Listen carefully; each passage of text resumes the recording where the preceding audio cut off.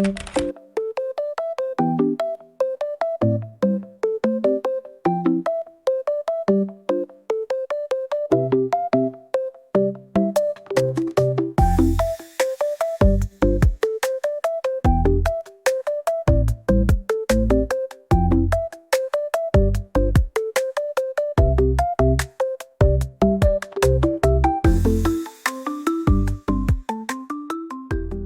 everyone!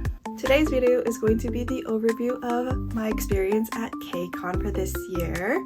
So Kei-Con itself is a 3-day Japanese street fashion event that takes place in Toronto, Canada, usually during October.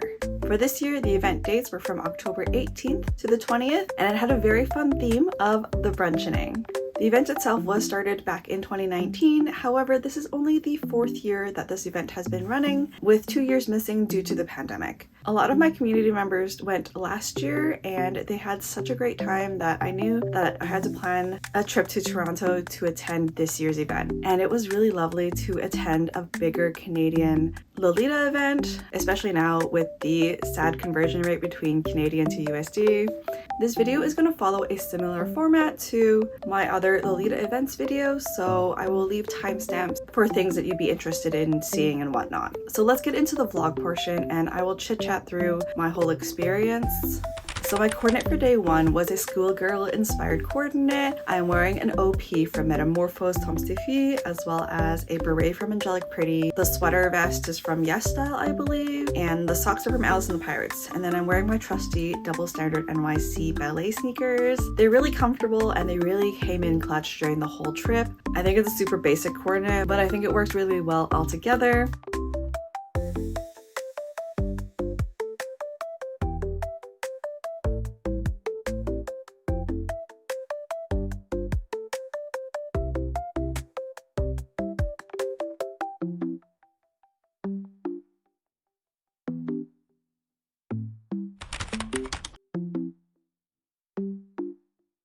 On Friday, October 18th, the event itself didn't start until later in the evenings, so we spent the morning doing touristy things, and then when the time came, we made our way all the way to the North York Library. With our B&B location, it took about an hour and a bit to get to the location, but once we got there, we were hungry, so we decided to get some food.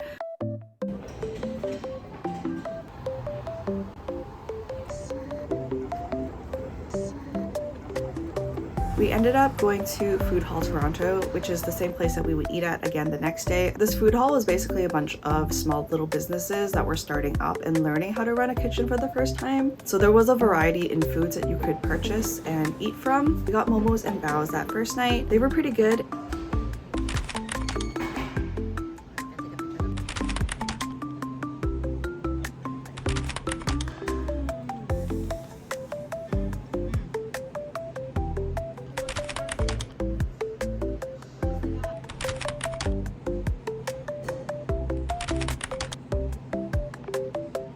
And then after a quick little dinner, we headed over to the events venue. There is something about seeing fellow Lolitas and other J-fashion enthusiasts that is very exciting. And there really is nothing like attending a big community event where everybody's dressed similarly and have the same sort of interests.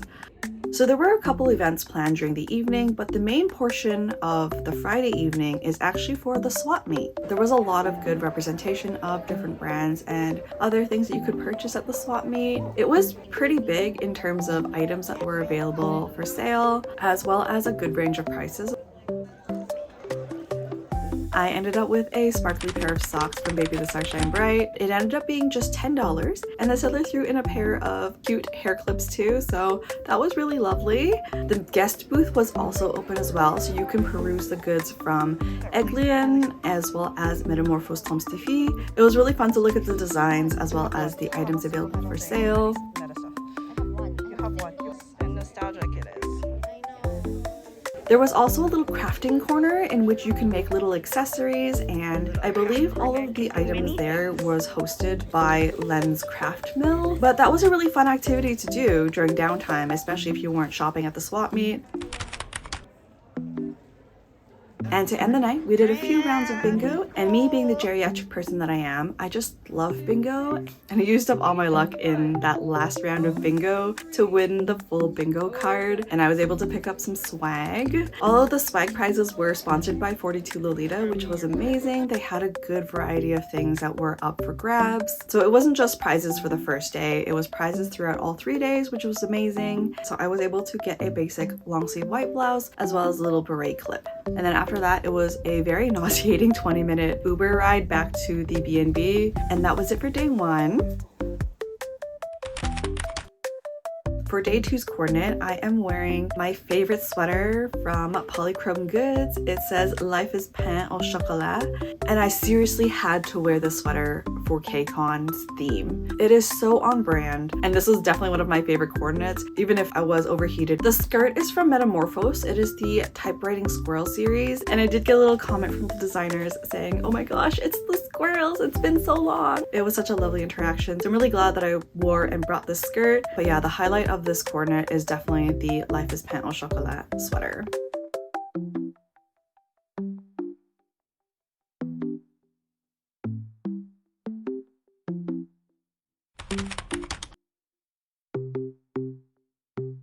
So day 2 was the day of the main event. There were so many panels scheduled for this day, as well as a vendor's hall and the main event, which was the fashion show. So once again, Jess and I took the 1-hour train ride to the venue.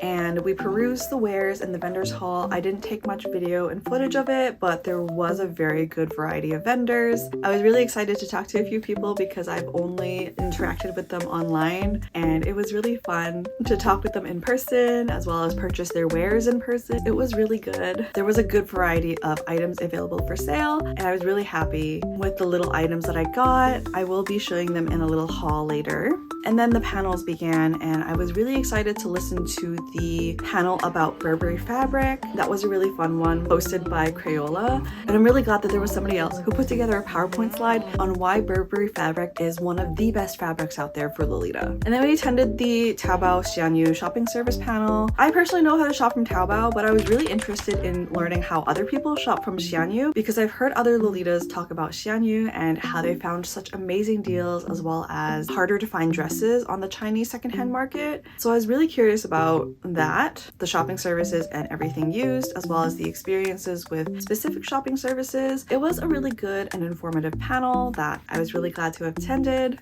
And then we moved back to the main stage area to wait for the fashion show, and I have put up the full fashion show video, so in case you're interested in seeing that, feel free to check out that video. It will be linked in the cards as well as the description down below. After the amazing fashion show, there was a little break in between for some lunch, so Jess and I headed off once again to Food Hall Toronto for our lunch. I ended up with some Korean-inspired food, and it was really good.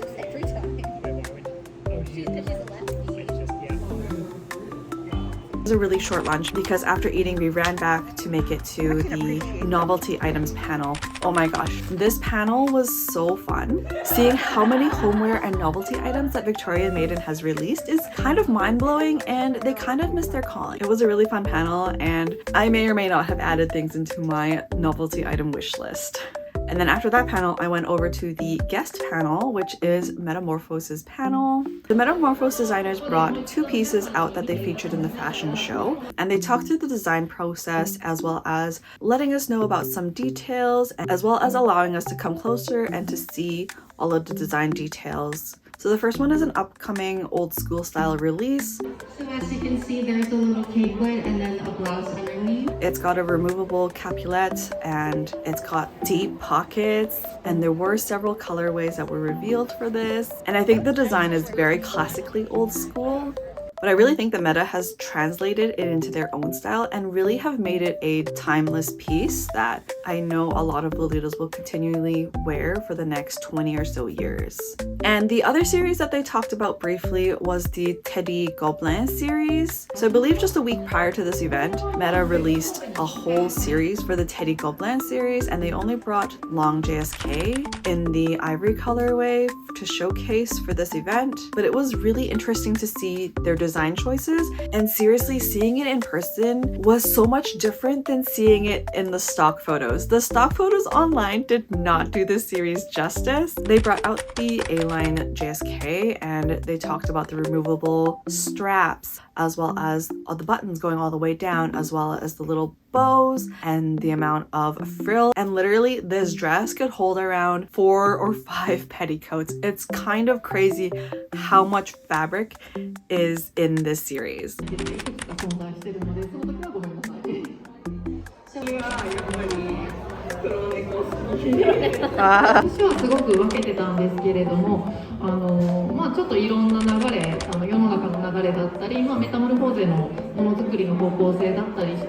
So that was a really fun and informative panel, and it really made me appreciate Metamorphose a whole lot more, especially in terms of their thought process as well as consideration of the general Lolita market. That just made Meta so much more endearing as a brand to me, and makes me want to support them more, especially in the future, as they plan on releasing more plus size items, as well as designing pieces that are easier to move in and to wear on the daily.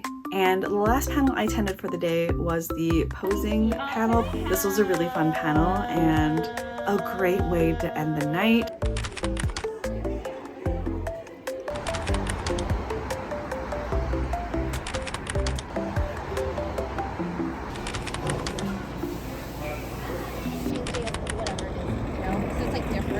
Overall, it was such a fun, information-filled day, and during the whole event I was just thinking about how lovely it is to have so many people come together for these sorts of community events and to keep that love for Japanese street fashion going. With that, that is the end of day 2, and we took another nauseating Uber ride home.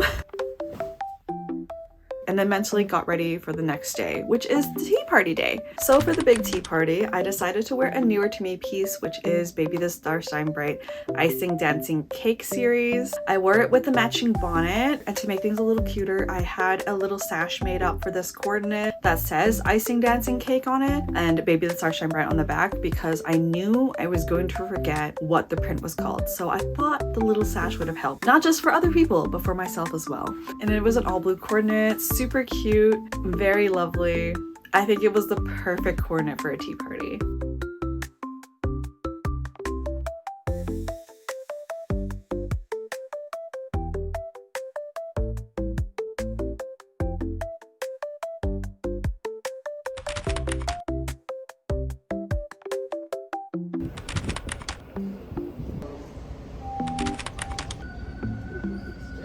So the tea party started at 10, and it started with some icebreakers. They gave us a little scavenger sheet at the beginning where we had to fill out other people's names and chit chat with other attendees, finding people on our little bingo card sheet.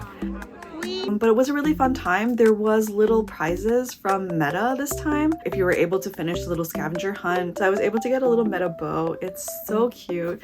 Discover who your new friends are, who your familiar faces are. So seating itself wasn't assigned. You can choose any table that you wanted. There was a big main table in front of the stage for the guests as well as the VIP, and then everybody else had round tables. On the table itself, there was postcards from both Meta and Eglian, as well as another bingo sheet that you had to fill out yourself with a prize from Meta. It was a really fun time chit-chatting with my table mates. I think we were around the 5th or 6th table to get food, which was still pretty good. But for the spread, I gotta say that it was very satisfying how much they had, and you could go back for seconds as well, which was great. They did have enough food for everybody, as well as gluten-free options. There was clear labeling and everything, which I really appreciate, especially since it was a sort of buffet style. Here's my little plate. I wasn't able to eat that much. Everything was pretty good. The only thing I didn't like was the petite four cakes. They were a little too sugary for me, but I think that's just because I'm old personally. And then after that, the bingo round started with prizes for Metamorphose. Next word is maple syrup.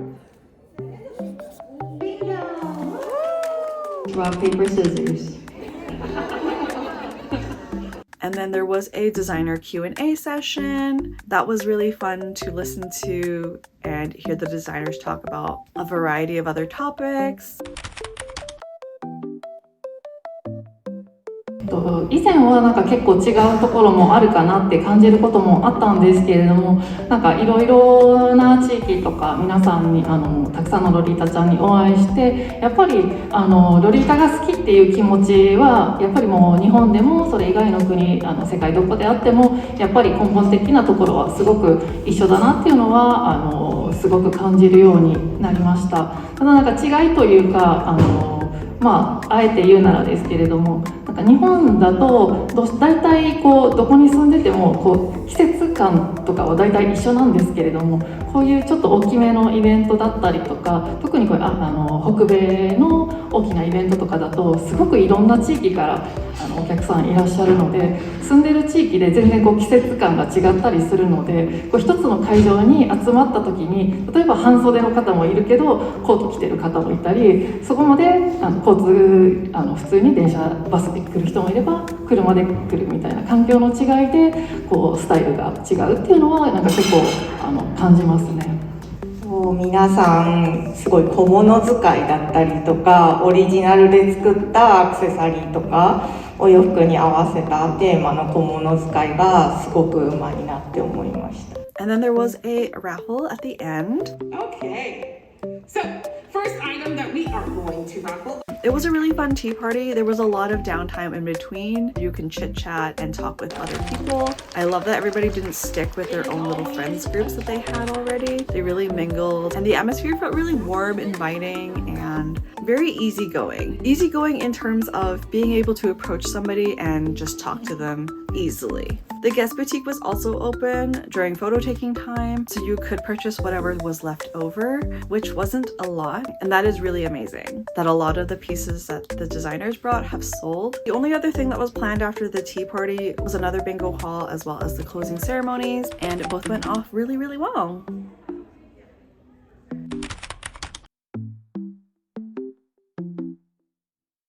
I hope that this event report really shows what an amazing event this is and how important it is to have in-person meetups and to talk with other fellow J fashion enthusiasts. I really want to thank the organizers and the volunteers for creating such a wonderful, well-run event. It was absolutely amazing, and I hope that this event will continue well into the future. So cheers to Kei-Con. Thank you so much for such an amazing event, and I can't wait to be back for the next one. So moving on to the haul portion of this video, I didn't purchase a lot because I didn't have a lot of luggage space and I was still continuing to travel. The first thing I had to showcase is the little tote bag that Kei-Con gave us on the second day. It's a really cute Kei-Con pancake tote, and they also gave us the matching Kei-Con pin.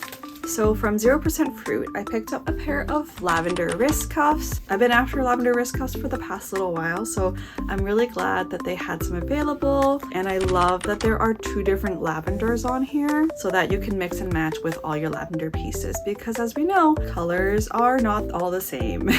So I'm really excited to use these ones.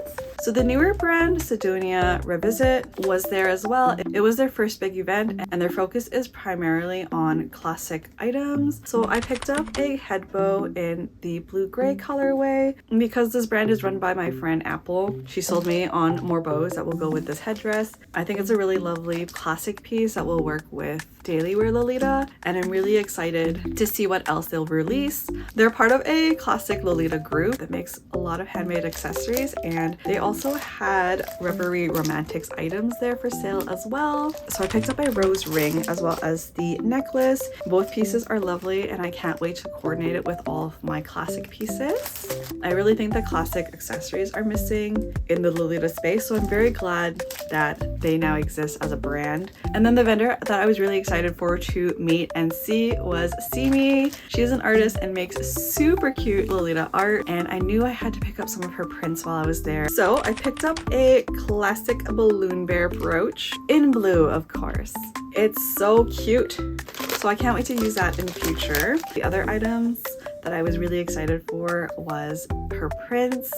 So I had a really hard time picking the prints that I would take home, but these were the ones that I ended up with. The iconic Stay at Home Pandemic Lolita one, a classic black and white, Cream Cookie Parade, the Smile Laundry one, saying to wash your clothes, Neon Star Diner, Melty Cream Donut, She also gave me a free little Halloween sticker. It's so cute. I'm really excited to put these in a little frame and showcase off these amazing prints. And that was my little haul. So the last thing I wanted to talk about for this video was the overall budget for this event.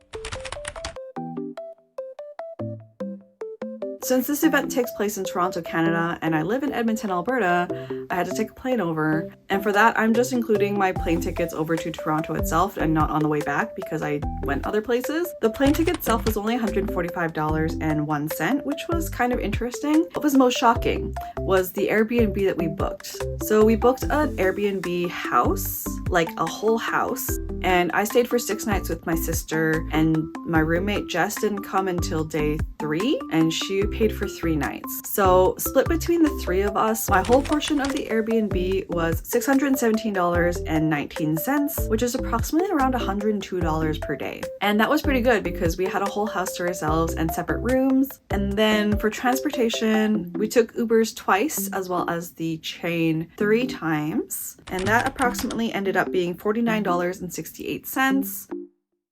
The spending at Kei-Con itself was $184. And then for food, we ended up with bubble tea once and dinner twice at the food hall. And then we had a expensive dinner on that last night. So altogether, it came out to being about $98.02. Of course, I'm not including everything that we ate, specifically on the Friday, because we did have a big lunch as well, which is why our food total for the whole sort of event was not as much. Tickets to Kei-Con itself was $201.55 Canadian, and that was the whole event ticket. So overall, for the 3-day portion of this event, the cost was $1,295.45. which I think is quite reasonable for an event like this, considering that Toronto is one of the more expensive cities to live in Canada, and they are going through a housing crisis, so I was really surprised at how cheap we got our Airbnb at. So to wrap up this video, I want to once again thank the organizers as well as volunteers of Kei-Con for making this event happen. It was such an amazing event. I hope through this video that you can see how amazing this sort of event is and how in-person community events are so integral to our community, not just in terms of growth, but also in terms of connection. Thank you so much for watching today's video, and I will see you in the next one. Bye! In case you're interested in another Japanese street fashion event, please be sure to check out Bay Area Kei's Ursa Major Lolita convention that is happening December 6th to 8th this year in San Francisco. It is such an amazing event, and I highly recommend checking it out if you are able to attend that event. They are hosting Gothic Lolita Market again, as well as a variety of indie American designers, which is very exciting. I unfortunately am not able to attend, but I'm still able to promote it and hope that a lot of my viewers will be able to attend this event. And if you're curious about Ursa Major, please feel free to check out the first year that it happened. I do have a video about it, so please be sure to check it out. Okay, thanks. Bye.